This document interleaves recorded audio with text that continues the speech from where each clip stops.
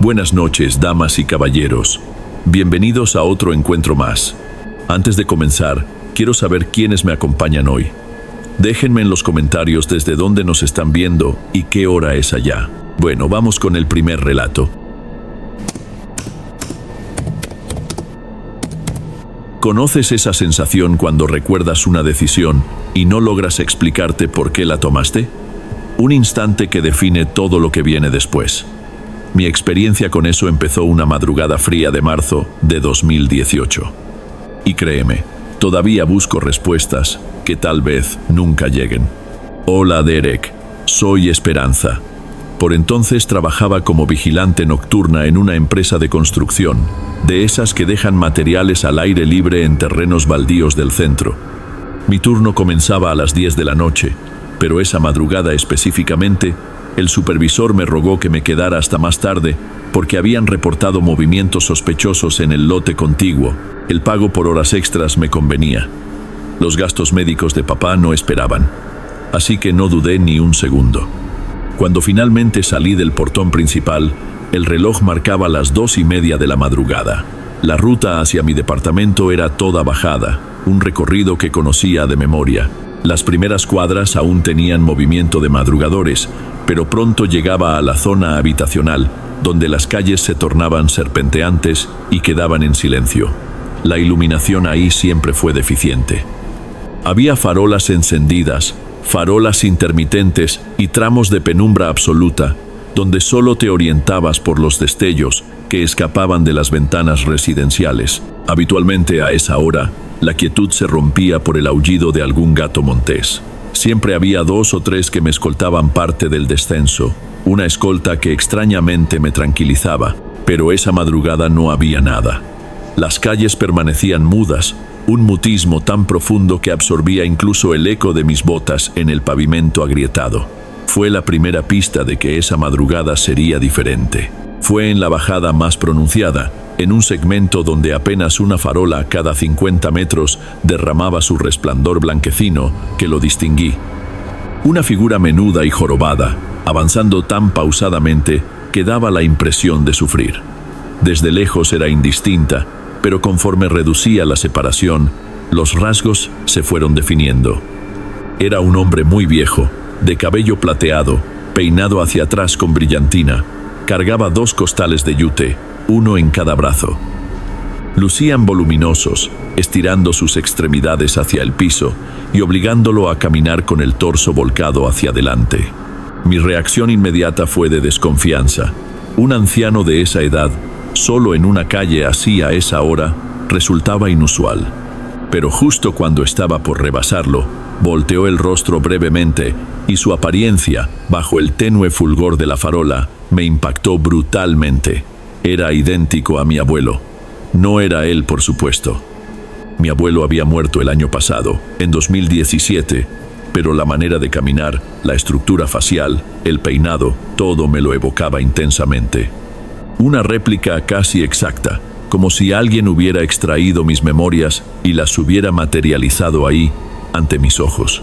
Y con el recuerdo llegó la culpa, esa punzada familiar, la culpa de no haber estado más cerca, de no haber colaborado más cuando me necesitó. Me detuve un momento, la mente tratando de asimilar la casualidad. Seguir de largo parecía equivocado.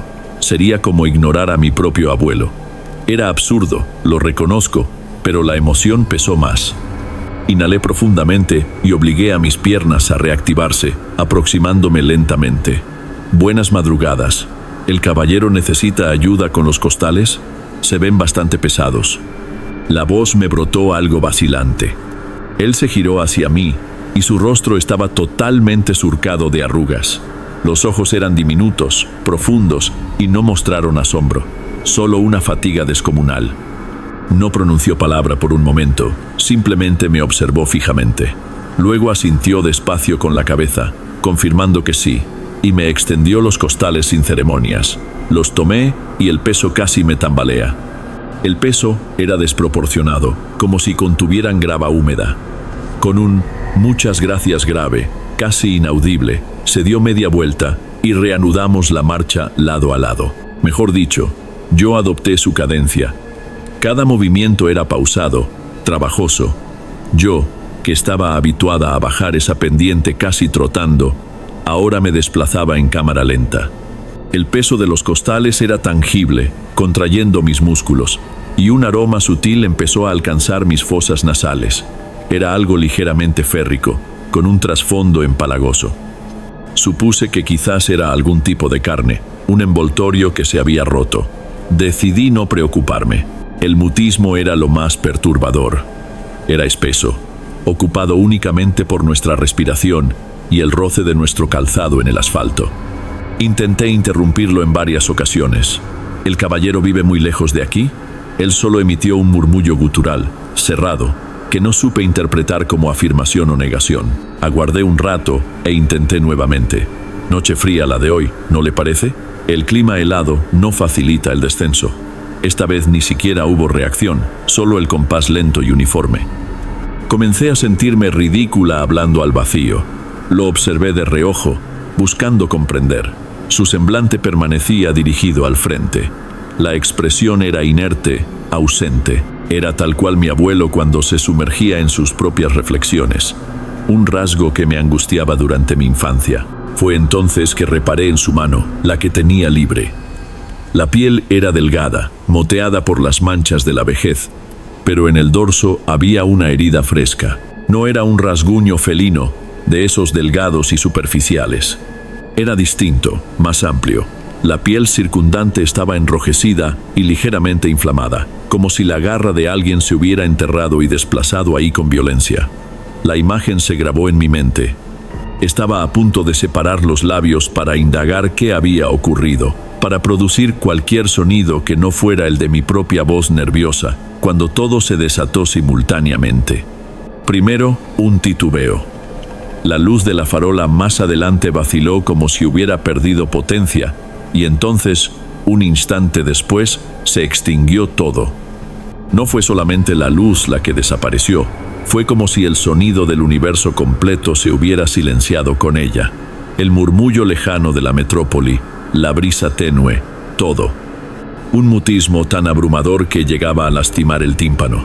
Me quedé completamente inmóvil con las tasas de los costales, cortando la piel de mis palmas. La oscuridad era distinta a la oscuridad habitual de una calle sin iluminación. Era una carencia total, como si tuviera los párpados cerrados dentro de un sótano sin aberturas. Mis pupilas ardían intentando localizar cualquier referencia, pero no existía nada, ni el perfil de los tejados contra el firmamento, nada. ¿Caballero? Mi voz emergió sofocada, frágil, ninguna contestación. Avancé un paso hacia el costado donde él debería encontrarse.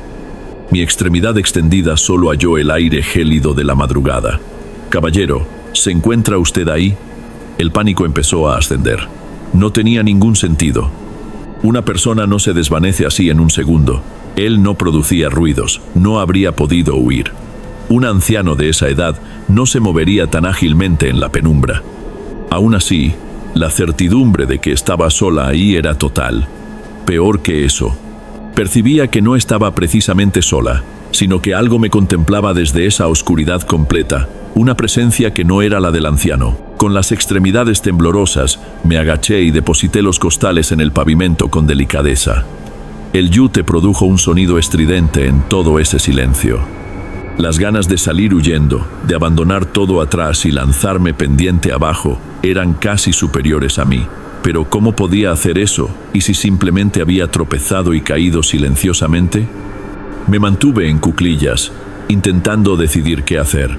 Extraje el celular del bolsillo, pero la batería se había agotado al concluir la jornada. Perfecto. Inhalé hondo y extendí la extremidad en la penumbra, buscando los costales en el suelo para al menos arrastrarlos hacia la banqueta. Mis dedos rozaron el yute de uno de ellos y fue ahí donde me petrifiqué. A través del yute áspero, percibí un calor leve pero inequívoco, un calor corporal que no debería estar presente. Mi mente gritó que era imposible, pero mi tacto no engañaba. Y cuando mis dedos presionaron un poco más por puro reflejo, percibí que algo ahí dentro se desplazó. No fue el sonido de latas o cajas reacomodándose, fue un movimiento lento, viscoso, como si un peso inerte y húmedo hubiera sido arrastrado una corta distancia ahí dentro del costal. Un intenso escalofrío me recorrió la columna y retiré la mano como si hubiera tocado una brasa. No sé cuánto tiempo permanecí ahí agachada en el pavimento, contemplando el lugar donde estaban los costales. Mi mente estaba en blanco, intentando rechazar lo que había percibido. El calor, el movimiento, aquello carecía de sentido. Fue un zumbido eléctrico lo que me extrajo del trance. Allá abajo, al pie de la calle, una de las farolas parpadeó y se iluminó, produciendo ese ruido de transformador al activarse. Después, otra, más próxima. Las luces fueron regresando gradualmente, un caos de destellos intermitentes que redibujaban la calle. Cuando la iluminación se estabilizó lo suficiente para observar, confirmé lo que ya sabía. No había nadie. La calle estaba completamente desierta, excepto por mí y por los dos costales de yute, que parecían terriblemente ordinarios bajo la luz blanquecina. Miré las ventanas de las viviendas. En algunas distinguía la silueta de los habitantes mirando hacia afuera, el protocolo estándar después de un corte de luz. Mi impulso era único: largarme. Corrí hacia la entrada de mi edificio, que estaba a unos 20 metros de allí, con el corazón desbocado. Introduje la llave en la chapa, las manos transpirando tanto que casi la dejo caer. Solo quería ingresar, cerrar todo con seguro y pretender que esa madrugada nunca había existido. Fue entonces cuando escuché el sonido de un vehículo subiendo la calle lentamente.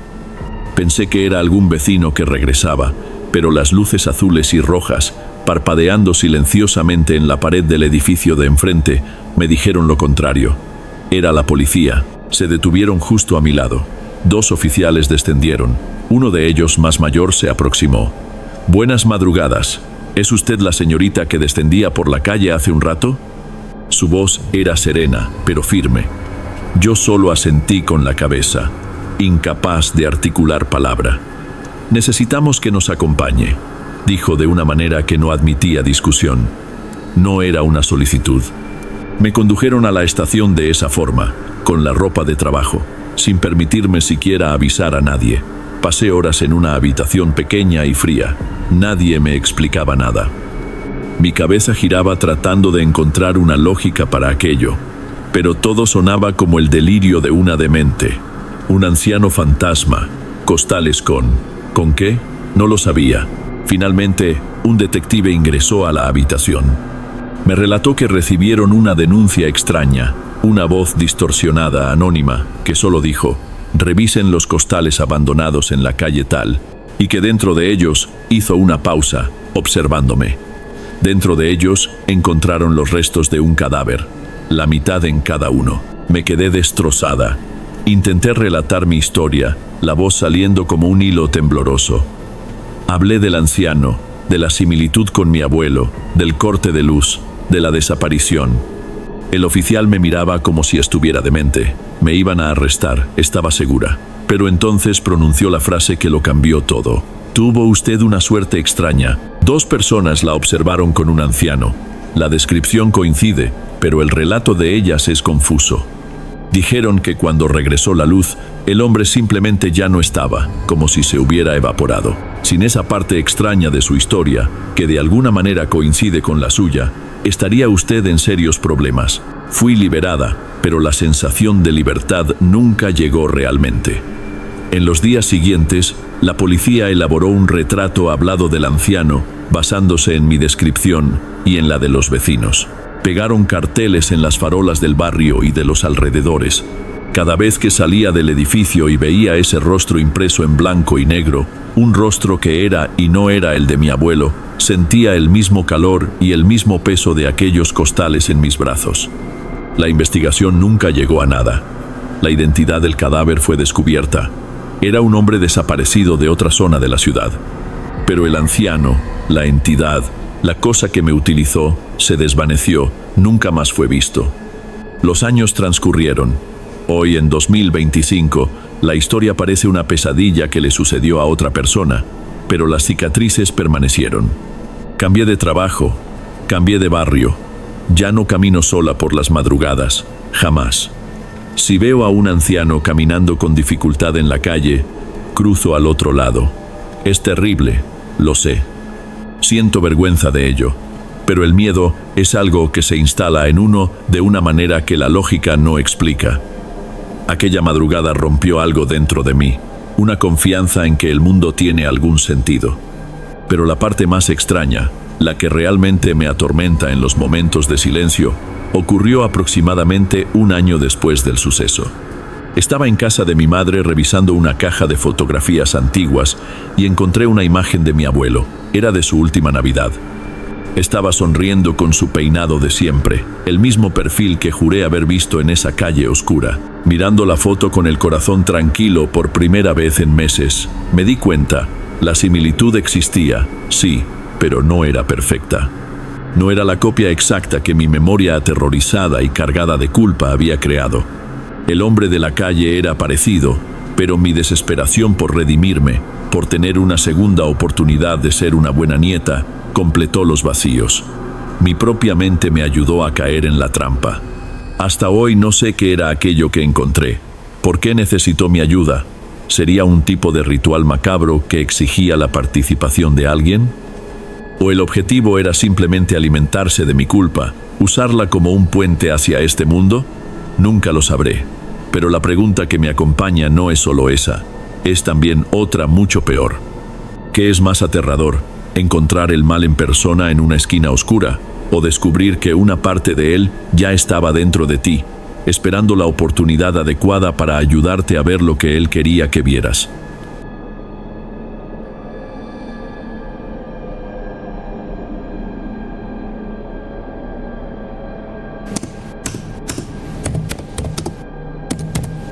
Hasta hoy mantengo un ritual que no puedo abandonar.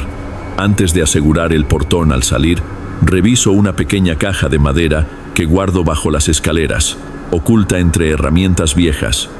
Adentro hay un puñado de ceniza de eucalipto.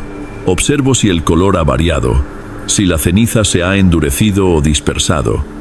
Es una locura, lo admito, pero es una de esas costumbres que uno adopta y no puede soltar. Un legado de lo que ocurrió. Buenas noches, Derek. Mi nombre es Soledad. La historia que voy a narrar comenzó realmente allá por 2012, cuando mi hermano Andrés empezó a frecuentar a Remedios. Andrés era 2 años menor y siempre fue el alma de la familia, no por ser escandaloso, sino porque irradiaba una energía especial. Yo, al contrario, siempre fui más reservada, en mi propio universo. Cuando me habló de Remedios por primera vez, su voz temblaba de una manera distinta. No es como las otras mujeres, Soledad, ella me comprende sin palabras. La primera vez que la vi, estaba aguardando por él en el umbral de casa.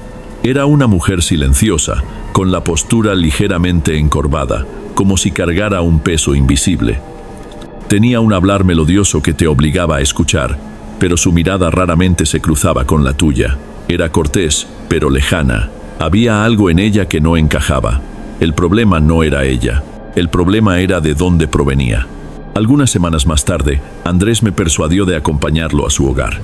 Estaba en un barrio más viejo, en una de esas calles empedradas que culminaban en un callejón sin salida. La casa quedaba exactamente al fondo. Tenía un portón alto de madera y un patio que lucía semiabandado, repleto de plantas de ruda. Incluso bajo el sol intenso del mediodía, el sitio parecía húmedo, excesivamente quieto. Quien nos recibió fue su padre, don Evaristo. Tenía una sonrisa apacible y una voz grave que te sosegaba. Nos invitó a pasar, nos sirvió café, inició charla. Remedios se ubicó junto a él en el sillón y observé cuando él, de manera casi mecánica, le acomodó el chal y le murmuró algo que la hizo sonreír y bajar la vista. Presenciar aquello me produjo una sensación rara en las entrañas. Era un afecto que parecía exceder los límites, empalagoso. Con el transcurso del tiempo, la casa de Remedios se transformó en el único sitio que Andrés visitaba. Fútbol con los amigos, salidas al malecón, todo fue quedando relegado. Si Remedios se alejaba de allí, era para ir a la tienda de la cuadra o a la botica. Don Evaristo siempre tenía una justificación lista cuando nos lo topábamos en la calle.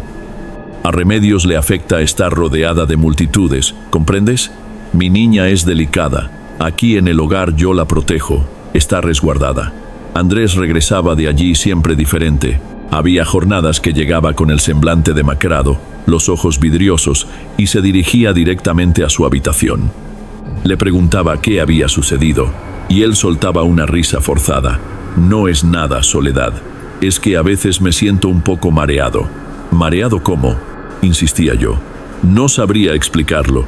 Parece que el ambiente de allí no me asienta. Mi padre, Rigoberto, empezó a percibirlo. Tenía una intuición especial para estas situaciones.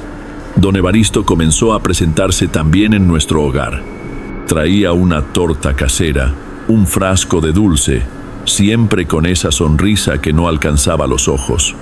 Elogiaba a Andrés, pero la forma en que examinaba nuestra casa, nuestros objetos, era una mirada de quien evalúa las cosas, calculando algo. Mi padre intentaba ser cordial, pero firme. Un día no soportó más. Don Evaristo apareció con unos esquejes para nuestro patio.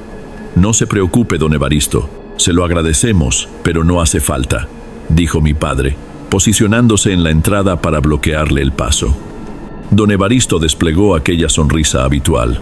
Imagine, Rigoberto, es apenas un detalle. Mi Remedios adora a Andrés.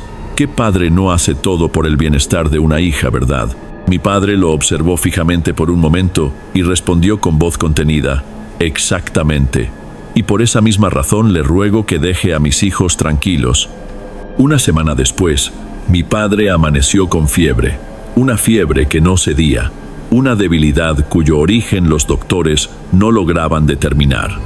Decían que era un virus, después una infección, pero ningún tratamiento daba resultado. Parecía que su vitalidad se desvanecía gradualmente cada día. En menos de un mes, falleció. En el funeral divisé a don Evaristo. Estaba en una esquina del brazo de Remedios. No lloraba, simplemente contemplaba todo con una tranquilidad espeluznante. En un instante, miró a su hija y ella esbozó una sonrisa sutil, casi imperceptible. En ese momento, tuve la certeza de que la muerte de mi padre no había sido coincidencia. Había sido una estrategia para despejar el terreno, y nosotros éramos los próximos. Después del fallecimiento de mi padre, la casa quedó vacía. El silencio era tan profundo que podía escuchar mis propios pensamientos girando, y casi todos gravitaban en torno a Andrés. No lloraba como se espera de quien ha perdido a su padre. Era un duelo seco, contenido. Transcurría horas enclaustrado en su cuarto, y cuando emergía, se desplazaba por la casa sin producir sonidos. Parecía un alma en pena. Y fue en ese vacío que don Evaristo se estableció definitivamente. Ya no solicitaba autorización, simplemente se presentaba, tocaba la puerta y ya ingresaba, siempre con un pretexto. Traje un guiso. Sé que no deben tener ánimos para cocinar. Me enteré de que Andrés no está bien. Vine a ver si requiere una infusión. Nuestros primos y familiares telefoneaban. Nos decían que fuéramos valientes y que si requeríamos algo, bastaba con llamar. Pero era don Evaristo quien se encontraba allí cada día, introduciéndose en nuestra rutina. Me sentía acorralada. ¿Cómo iba a expulsar a la única persona que parecía estar auxiliándonos? Parecería una malagradecida, una demente. La primera evidencia concreta de que mi intuición era correcta la hallé por casualidad. Estaba recolectando la ropa sucia y en el bolsillo de una chaqueta de Andrés palpé una protuberancia extraña. Era una bolsita de cuero negro amarrada con un cordel dorado. Mis manos se estremecieron ligeramente cuando la abrí. Adentro había un montón de tierra negra, un mechón de cabello que parecía ser de Remedios y un papelito plegado. En él, el nombre Remedios estaba escrito docenas de veces con la caligrafía de mi hermano. Fui a su cuarto con la bolsita en la mano. Mi corazón se aceleró. Andrés, ¿qué es esto?, pregunté, exhibiendo lo que había hallado. Su rostro palideció. Se incorporó de la cama y me arrebató la bolsita con una agresividad que jamás le había conocido. No manosees mis pertenencias, devuélvemelo, dijo con voz baja y cargada de ira, apretando el objeto contra su pecho. ¿Qué contiene ahí dentro? ¿Qué tierra es esa?, insistí. la voz saliendo más aguda de lo que pretendía. «Es para protegerla», dijo, con los ojos llenos de un terror que no era hacia mí. Don Evaristo me instruyó. «Es para que ella esté bien, para que no le suceda nada malo». Aquello me descompuso. No era solamente una influencia, era un adiestramiento. A partir de ese día, comencé a prestar más atención. Encontré un pañuelo dorado con unas manchas oscuras y secas en el fondo de un cajón. A veces percibía un aroma empalagoso y ligeramente acre que provenía de su cuarto durante las madrugadas. Un aroma que no parecía de cigarro ni de sahumerio, era algo distinto, nauseabundo. La gota que colmó el vaso fue una tarde en que llegué de la calle y encontré a don Evaristo sentado en el sillón de mi padre. El sillón de mi padre. Le hacía caricias en la cabeza a Andrés, que estaba sentado en el piso a sus pies. «Aprendes rápidamente, muchacho», decía don Evaristo con esa voz apacible suya. «Remedios necesita un hombre devoto, y tú lo serás. Estoy aquí para ayudarte a que jamás la abandones». Yo permanecí inmóvil en el corredor, oculta. En ese momento comprendí que mi casa ya no me pertenecía. Se había transformado en una extensión de la suya. La ayuda de don Evaristo también cambió de naturaleza. Ya no traía alimentos, sino medicinas. Eran pequeños frascos de cristal oscuro, envueltos en trapos, bolsitas con hierbas secas, que despedían un olor penetrante, y velas de tonos extraños, doradas, negras. Le entregaba todo directamente a Andrés, con instrucciones murmuradas al oído. Yo intentaba desechar aquello. Cuando Andrés no observaba, tomaba los paquetitos y los metía en el fondo del tacho de basura, pero era inútil. Al día siguiente, Andrés entraba en histeria, revolvía la casa y me incriminaba, sollozando, de querer perjudicar a Remedios. Don Evaristo, de alguna forma, se enteraba y aparecía con el doble de elementos. El cuarto de Andrés se transformó en un territorio vedado. La puerta que anteriormente permanecía abierta, ahora estaba siempre cerrada. El aroma empalagoso y nauseabundo que percibía ocasionalmente ahora, emanaba de allí constantemente. Una vez pasé por el pasillo, y la puerta estaba apenas entreabierta. Eché un vistazo por la abertura. Había una vela encendida en un recipiente, aunque era pleno día. En la mesa de noche, un vaso con un líquido oscuro, casi un jarabe, con unas hojas flotando. Aquello ya no era el cuarto de mi hermano, era el santuario de su demencia. Una madrugada me despertó un ruido en la cocina. Descendí las escaleras silenciosamente. La única luz provenía de una vela sobre la mesada. Andrés estaba parado frente a la estufa, dándome la espalda. Sostenía un frasquito y derramaba un líquido espeso, parecía melaza o algo así, sobre una fotografía de Remedios que estaba dentro de un plato hondo, cubierta con lo que parecía ser tierra. «Andrés», llamé con la voz entrecortada, «por el amor de Dios, ¿qué estás haciendo?» Él se giró lentamente, no pareció asustarse ni sobresaltarse. Su rostro estaba inexpresivo, sin emoción. Sus ojos pasaron por mí, como si yo fuera solamente un mueble más en la cocina. «Tengo que protegerla», dijo con voz monótona, casi un autómata. Él me enseñó. Si no lo ejecuto de la manera correcta, ella se enferma. No necesité preguntar de quién hablaba.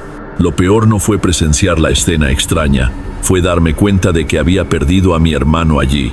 La persona frente a mí ya no era mi hermano. Comencé a temer permanecer en casa. El lugar que debía ser seguro se convirtió en un sitio peligroso. Pasaba la mayor parte del día en la calle, inventaba tareas de la universidad, cualquier cosa para postergar la hora de regresar. Cuando llegaba, escuchaba los murmullos de Andrés que provenían de su cuarto. Palabras repetidas en un ritmo extraño, como una plegaria memorizada. Los vecinos comentaban. Decían que Andrés había caído en una depresión profunda después de la muerte del padre, que necesitábamos buscar ayuda, un psiquiatra, pero ellos solo percibían la superficie. Nadie veía las marcas de rasguños que a veces aparecían en sus brazos, o la forma en que excavaba la tierra cerca de un árbol en el patio con las manos desnudas, como si buscara algo que había sepultado allí. Nadie percibía el aroma, nadie veía la mirada de don Evaristo. Pensaban que era tristeza. Yo sabía que era posesión. Una vez me armé de valor y llamé a una de mis tías, la hermana mayor de mi padre. Con voz temblorosa, intenté explicar lo que observaba. Hablé del aroma extraño, de los objetos que encontraba, de la forma en que Andrés parecía otra persona. Al otro lado de la línea, escuché un suspiro de lástima. Soledad, querida, tu hermano tiene una depresión severa. Es normal que tu mente fabrique cosas para intentar comprenderlo. Necesitan ayuda profesional, no más superstición. Me aconsejó que mantuviera a don Evaristo cerca, diciendo que era mejor tener a alguien cerca que quedarnos solas. Colgué el teléfono sintiendo un tipo diferente de miedo, el miedo de estar completamente sola, sin tener a dónde huir. La noche en que todo se quebró definitivamente comenzó con un silencio equivocado. Andrés pasó todo el día encerrado, no salió ni para comer. Alrededor de las 2 de la madrugada, me despertó un ruido de algo golpeando la pared. No era fuerte, era repetitivo. Corrí a su cuarto. La puerta estaba abierta. Andrés estaba de pie en medio de la habitación, con los brazos extendidos, como si abrazara a alguien que no estaba allí. Su rostro estaba bañado en lágrimas y sudor. Balbuceaba cosas sin parar, frases rotas. Él la quiere de regreso, solo para él. No me abandones, perdón. Se balanceaba hacia adelante y hacia atrás. Los ojos estaban abiertos, pero no percibían nada. Parecían 2 pozos de cristal. Intenté sujetarlo por los hombros, llamarlo por su nombre, pero ni siquiera se percató. Su cuerpo estaba helado. Fue entonces cuando empezó a arañarse con sus propias uñas, se desgarraba la piel de los brazos, del cuello, como si intentara extraer algo de dentro de sí mismo. El sonido era horrible. Entré en pánico. No sabía qué hacer. No tenía a quién llamar. Entonces recordé a mi padre, recordé su fe. Corrí al antiguo cuarto de mis padres, abrí el cajón de la mesita de noche y tomé lo que buscaba. Una pequeña medalla de plata que él siempre portaba y una estampita de papel toda gastada con la oración de San Miguel. Volví al cuarto de Andrés, sosteniendo aquellos objetos como si fueran armas. Mi voz temblaba, pero empecé a rezar en voz alta la oración que había escuchado a mi padre susurrar tantas veces antes de dormir. San Miguel Arcángel, defiéndenos en la batalla. Repetí las palabras sin parar, cada vez más alto, como si el volumen pudiera ahuyentar lo que fuera que estuviera allí. Y entonces lo sentí. No escuché la puerta abrirse, no escuché pasos en el pasillo. Simplemente me giré y él estaba allí, parado en el umbral de la puerta del cuarto. Don Evaristo. Nos miraba con una calma de sepulcro. Su rostro no tenía ira ni sorpresa.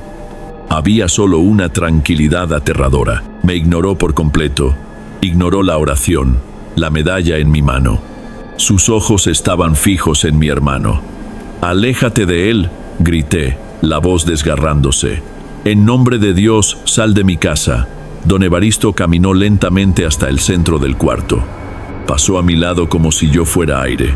Se arrodilló frente a Andrés, que ahora estaba encogido en el suelo, temblando. Con una delicadeza de padre, sostuvo el rostro de mi hermano entre sus manos y comenzó a limpiar las lágrimas con los pulgares. «Ya está, muchacho, ya pasó. Estoy aquí ahora». Andrés dejó de temblar. Poco a poco se relajó bajo su tacto. Don Evaristo entonces se giró hacia mí, miró la medalla en mi mano, luego mi rostro y esbozó una sonrisa triste, casi compasiva. «La fe de tu padre era hermosa, Soledad, de verdad», dijo con esa voz apacible suya. «Pero la mía funciona». En ese momento, toda mi fuerza se desvaneció. Las palabras de la oración desaparecieron. Había perdido, él había vencido, y lo peor, lo hizo parecer sencillo. Y esto que he relatado ya hace más de 10 años. La gente cree que el tiempo sana, que la distancia borra. No borra. Lo que te corroe por dentro se convierte en parte de ti. Solo aprende a esconderse mejor. Andrés está vivo, si es que se puede llamar a eso vida. Vive con un primo nuestro en otra ciudad. Pasa los días sentado cerca de la ventana, mirando a la nada. A veces mi primo cuenta que susurra el nombre de Remedios. Otras veces suelta una risita baja, como si oyera un chiste que nadie más puede escuchar. Nunca más fue Andrés. Es solo el residuo de lo que don Evaristo dejó atrás. De Remedios, las noticias son vagas. Dicen que la encontraron un año después, vagando por un descampado. La explicación oficial fue que tuvo un episodio psicótico por el consumo de sustancias y la internaron en una clínica. Para el mundo, era solo una joven más que se perdió. Nadie supo nunca que ya estaba perdida hacía mucho tiempo, atada a las faldas de su padre. Y don Evaristo no murió, no fue arrestado, no sufrió un castigo divino. Un día, los vecinos notaron que la casa estaba en venta. En pocas semanas, vendió todo y desapareció, así de simple, sin dejar rastro. Para mí, esa es la parte más aterradora. No fue derrotado, solo se fue, quizás para encontrar otro nido que infestar. A veces me pregunto por qué no grité más fuerte, por qué no tomé a mi hermano del brazo y huí lo más lejos posible. Pero sé la respuesta. Aquel hechizo, o lo que fuera, no era solo para atar a Remedios a Andrés o a Andrés a ella. Era para paralizar a quienes estuvieran alrededor. Yo también fui una víctima, solo que mi veneno fue el silencio, la impotencia. Hoy entiendo que ciertos tipos de amor son la cosa más sucia que existe. Un amor que ata, que sofoca, que se alimenta a sí mismo, devorando a los demás. Eso era él, un padre jaula con olor a hierba seca y promesas dulces. Por eso, miro la caja con ceniza todos los días. Es mi recordatorio, el recordatorio de que el mal no necesita cuernos y gritos. A veces tiene una voz suave y te ofrece ayuda, sonriendo mientras te hunde en la oscuridad. Y mismo después de tantos años, se me revuelve el estómago cuando alguien toca la puerta de una manera muy suave.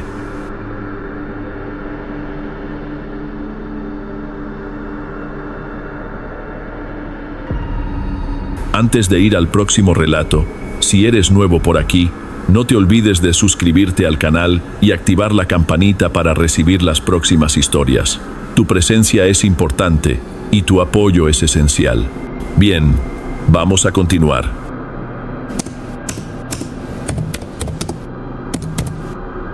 Hola Derek, soy Esperanza, y para explicar el terror que me consume desde hace pocos días, debo regresar a una época lejana de mi niñez, a un episodio que marcó para siempre mi existencia. Ocurrió durante mis años de primaria. Tendría unos 7 años, cursaba el 3er grado. Nuestra escuela era una construcción colonial, con un amplio patio de baldosas agrietadas en la planta baja. Para descender hasta allí, utilizábamos una escalinata de hierro forjado, de esas con barandales ornamentados que hacían eco bajo nuestros pasos infantiles. En mi salón estudiaba una niña llamada Remedios. No éramos amigas cercanas, apenas intercambiábamos palabras ocasionales. Era una chica reservada que siempre permanecía junto a su única compañera de confianza, manteniéndose apartada del resto. Sin razón aparente, una madrugada tuve una visión sobre ella. En el sueño, me encontraba en nuestro salón de clases. La maestra garabateaba ejercicios en el pizarrón y súbitamente resonó la campana anunciando el recreo. Todos salieron precipitadamente. Yo caminaba exactamente detrás de Remedios en la hilera que descendía por aquella escalinata centenaria. Fue entonces cuando, sin previo aviso, se dio vuelta para encararme. Su semblante estaba bañado en sangre, una sangre espesa que brotaba de sus orificios nasales y comisuras labiales, goteando pausadamente. Permanecía muda, únicamente me observaba mientras lágrimas silenciosas rodaban por sus mejillas ensangrentadas. Desperté con el alma encogida, la visión me perseguía obstinadamente. Durante el desayuno, le narré lo sucedido a mi hermana menor, Soledad, quien simplemente alzó los hombros comentando que había sido una pesadilla absurda. Traté de convencerme de ello. Posteriormente, en la institución, la directora me citó en su oficina para aclarar un asunto relacionado con mis documentos académicos. Al concluir y retornar al aula, transité por la parte superior de la escalinata metálica y observé, en el primer peldaño y derramándose hacia los inferiores, había vestigios de sangre, idénticamente como en mi visión. Experimenté algo perturbador, una amalgama de terror y desconcierto. Continué mi camino sin comprender aquella extraña coincidencia. Al alcanzar el umbral del salón, el alboroto ya se había desatado. La maestra se encontraba ausente.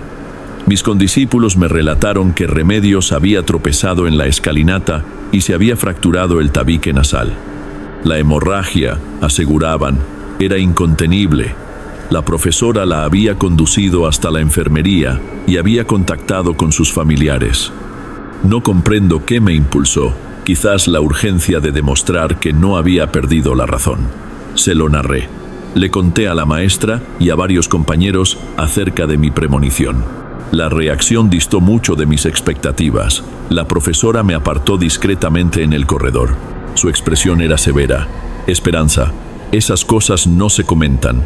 Es muy perverso desear el sufrimiento de una compañera. No quiero volver a escuchar este tipo de relatos. ¿Comprendido? Intenté aclarar que jamás le había deseado daño alguno, que simplemente había sido un sueño, pero se negó a escucharme. Recibir semejante reprimenda de una autoridad adulta para una criatura es como una condena. Desde aquel momento, guardé para mí la convicción de que, de algún modo, la responsabilidad había recaído sobre mis hombros. Asimilé la enseñanza ese día. Aprendí a mantener los labios sellados y a tragarme la extrañeza de mis visiones nocturnas. Durante años, cualquier destello más vívido, cualquier pesadilla que pareciera excesivamente verosímil, la conservaba únicamente para mí. Nadie jamás volvería a tildarme de embustera o ave de mal agüero. Me cercioré de ello hasta la semana anterior. Aconteció durante una madrugada, con esa clase de quietud densa que únicamente existe a las 4 de la mañana. En la visión, me hallaba de pie en una avenida que no lograba identificar, pero que de algún modo me resultaba conocida. Una de esas arterias suburbanas mal iluminadas, con frondosos árboles centenarios y veredas destrozadas. El único resplandor provenía de un farol solitario cuya bombilla fallaba, titilando con un patrón inquietante. Y allí, recostado contra el tronco de un ceibo, precisamente bajo esa luz intermitente, se encontraba mi hermano, Patricio. Estaba de frente hacia mí, con los brazos cruzados, la cabeza inclinada hacia un costado. Comencé a avanzar en su dirección, un paso tras otro. Y con cada movimiento, una sensación siniestra iba apoderándose de mi pecho. El pavimento circundante estaba cubierto de detritos. No era lodo común, eran fragmentos de cristal, del tipo que se observa tras una colisión, diseminados por doquier.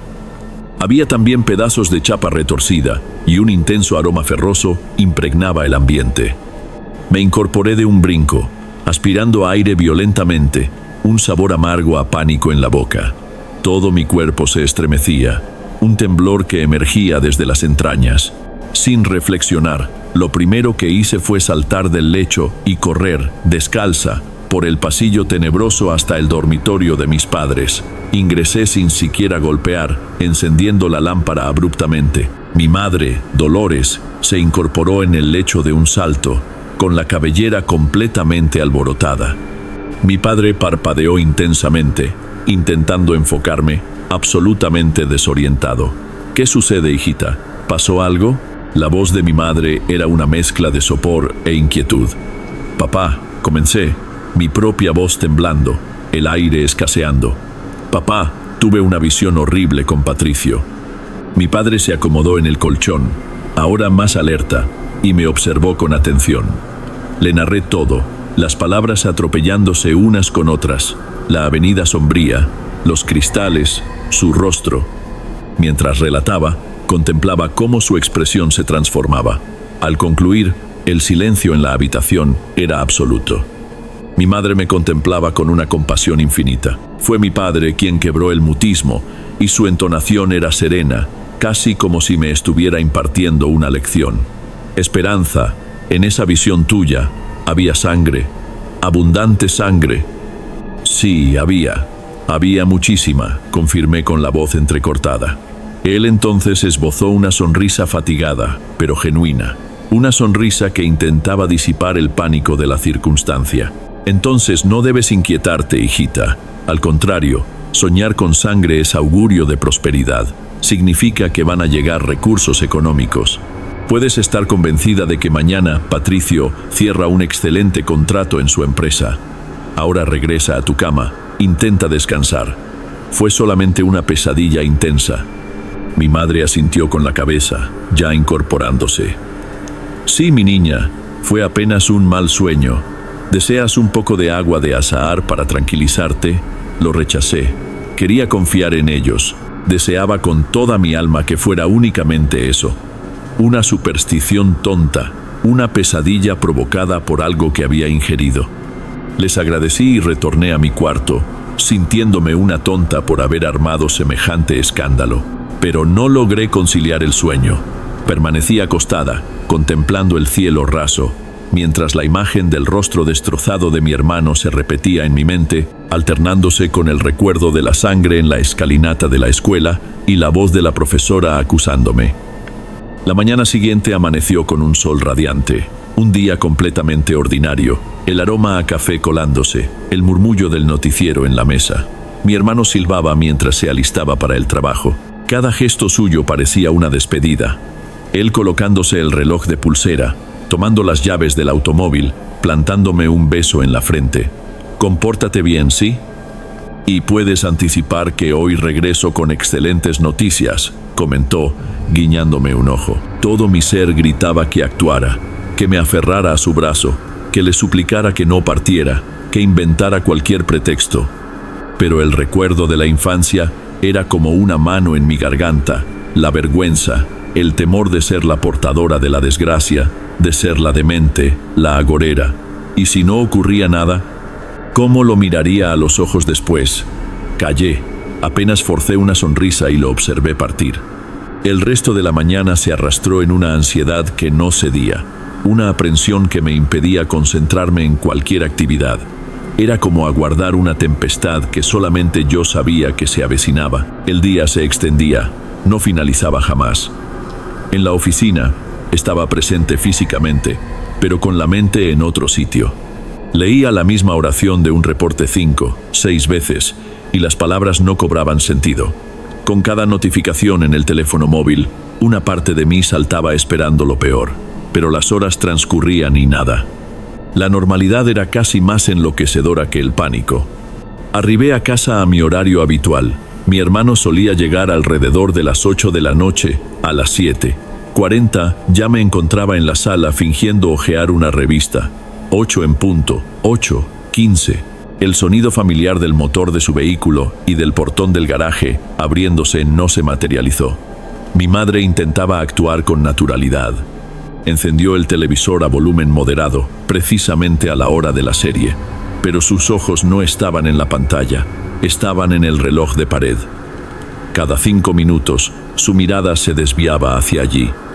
Deambulaba por la sala acomodando un almohadón que ya estaba en su lugar, limpiando con la yema de los dedos una mota que no existía. «El tránsito debe estar espantoso hoy», comentó más para sí misma que para mí. «Sí, debe ser», respondí sin quitar los ojos de la página en blanco de mi revista. Sentí el intenso sabor a metal retornar a mi boca, el mismo de la visión, y necesité deglutir saliva para alejar las náuseas. 9 en punto. El murmullo del televisor ahora parecía una ofensa, una banda sonora alegre para nuestra desesperación silenciosa. Una parte de mí, la parte racional, aún susurraba que estaba siendo ridícula, que él llegaría en cualquier instante, riéndose de mi nerviosismo, pero la otra parte, la que había contemplado la visión, ella lo sabía. Solamente estaba aguardando la confirmación, y era esa certeza la que me consumía internamente. A las 9:30, mi madre no soportó más el fingimiento. No responde al celular Esperanza, va directamente al correo de voz. A veces se le agota la batería. Mamá, ya conoce sus costumbres. Pero mi propia voz sonaba artificial, el estómago revuelto, el aire en la sala parecía enrarecido. A las 10 de la noche, apagó el televisor. La casa quedó sumida en un silencio absoluto, pesado, un silencio que clamaba. Las dos, sentadas en el sillón, cada una en un extremo, sin mirarnos, pero unidas por la misma angustia. El teléfono fijo sobre la cómoda parecía el objeto más amenazador del universo. Cada minuto parecía una hora. La espera era una tortura. Y entonces resonó el teléfono. El sonido agudo desgarró el silencio de la casa. Mi madre y yo dimos un brinco en el sillón, como si nos hubiera alcanzado una descarga eléctrica. Nos miramos por una fracción de segundo. En esa mirada estaba todo el terror que no habíamos verbalizado en las últimas horas. Ninguna de nosotras se movió. El teléfono sonó una segunda vez, una tercera. Era como si, mientras el sonido resonara, todavía existiera una posibilidad. Contestar sería descubrir la verdad, sería el fin de la esperanza. Mi madre se incorporó. Noté que sus extremidades temblaban. Caminó hasta la cómoda y tomó el auricular con la mano trémula. ¿Aló? Su voz era un hilo. Hubo una pausa. Solo podía escuchar el zumbido bajo de la llamada del otro extremo. Sí, soy yo, la hermana, dijo, y la voz ya era diferente. La siguiente pausa fue más prolongada. Vi el rostro de mi madre perder toda coloración. Su mano libre ascendió hasta su boca, los dedos apretados contra los labios, como para impedir un alarido. Su cuerpo se balanceó ligeramente hacia atrás. ¿En dónde ocurrió? Un susurro. ¿Cómo? ¿Cómo está, Virgen Santa? La última frase fue pronunciada con un soplo, todo el aire saliendo de sus pulmones de una vez. Escuchó algo más, negando con la cabeza, los ojos llenándose de lágrimas que no caían. Vamos inmediatamente. Colgó el teléfono, no lo golpeó. Colocó el auricular nuevamente en la base con un cuidado y una lentitud que no concordaban con la situación. Se movía como un autómata, mecánicamente. Cuando se giró hacia mí, sus ojos estaban vacíos. El mundo se había derrumbado allí dentro. Esperanza, su voz se quebró. Tu hermano, él sufrió un accidente. Las palabras quedaron flotando en el aire, sin peso, sin sentido. Un accidente. Exactamente como en la visión, el vehículo de la empresa, parece que otro automóvil los impactó. Lo están trasladando al Hospital Nacional, dijeron. Tragó saliva, la lágrima finalmente deslizándose. Dijeron que es muy delicado. En ese instante toda la tierra bajo mis pies desapareció. La culpa de la infancia, la vergüenza de ser la agorera. Nada de eso importaba. El dolor que me golpeó era otro. Era el dolor de saber, de haber contemplado cada detalle y no haber sido capaz de impedirlo. La visión no era una advertencia, era la certeza de lo que iba a suceder y había sucedido. No recuerdo claramente el trayecto al hospital. Mi mente era un proyector descompuesto, exhibiendo la misma escena repetidamente. El rostro de mi hermano en la visión, la avenida sombría, la sangre. La imagen se superponía a lo que contemplaba por la ventanilla del vehículo, transformando cada faro en un presagio, cada esquina en una amenaza. La sala de espera del hospital era exactamente como se imagina, fría, blanca, con un intenso olor a desinfectante que no lograba ocultar el olor a enfermedad. Las horas se arrastraron con una lentitud torturante. Cada vez que un médico o enfermera transitaba por el pasillo, todo mi cuerpo se tensaba. Mi madre rezaba en voz baja, un murmullo constante a mi lado. Finalmente, un médico alto y de apariencia exhausta se dirigió hacia nosotras. Nos explicó la situación con una calma profesional que sonaba brutal. La colisión había sido violenta y el colega de trabajo de mi hermano no había sobrevivido. Se me contrajo el estómago. El médico continuó. Dijo que mi hermano fue llevado a cirugía en estado crítico y que hicieron lo posible, pero que había sobrevivido. Se encontraba en la UCI, sedado, pero estable. La palabra estable nunca pareció tan milagrosa. Después de una eternidad, me permitieron ingresar a verlo por unos minutos. La habitación era un enredo de máquinas y tubos, y cada aparato pitaba a un ritmo metódico y aterrador. Y él estaba allí, en la cama. El rostro estaba hinchado y amoratado. Tenía vendajes en la nariz y cerca de la boca, exactamente en los lugares que mi mente había creado en la visión. Era mi visión, mi pesadilla, materializada frente a mí en todos sus horribles detalles. Abrió los ojos lentamente, la pupila tardando en enfocar. Cuando me vio allí, de pie al lado de la cama, sus ojos se llenaron de lágrimas. Intentó hablar y la voz salió débil, un soplo arrastrado entre los labios heridos. Hermanita, respiró hondo con dificultad. Tu visión, tenías razón. Una lágrima se deslizó por el rabillo de su ojo, perdiéndose en el vendaje. Perdóname por no haberte escuchado. En ese momento, sosteniendo su mano, sintiendo los cables y el acceso venoso bajo mis dedos, lloré. Lloré de alivio porque estuviera vivo.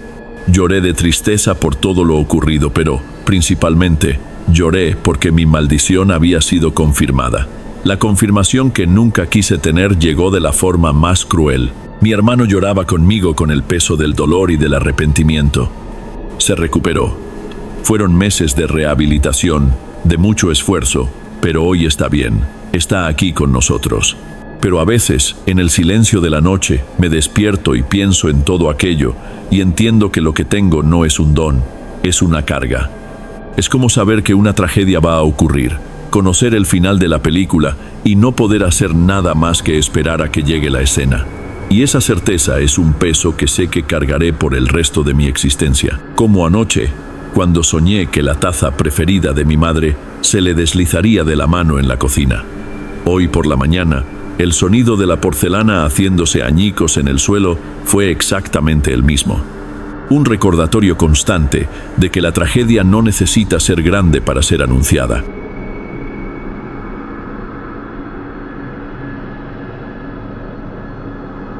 Bueno, amigos, estos fueron los relatos de hoy. Espero de corazón que los hayan disfrutado. Subo nuevos videos todos los días y me encantaría volver a encontrarlos en el próximo video. Ahora, en pantalla, les dejo 2 videos más que estoy seguro les van a encantar. Un fuerte abrazo y nos vemos por allá.